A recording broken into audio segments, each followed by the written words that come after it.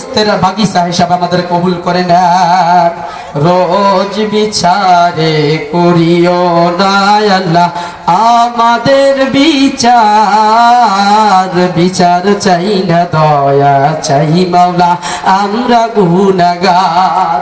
রোজ বিচারে করিও না আল্লাহ আমাদের বিচার চাই না দয়া চাই মাওলা আমরা গুনাহগার। কত গুনাহ করেছি জানা অজানা ক্ষমা করো গো গফফার।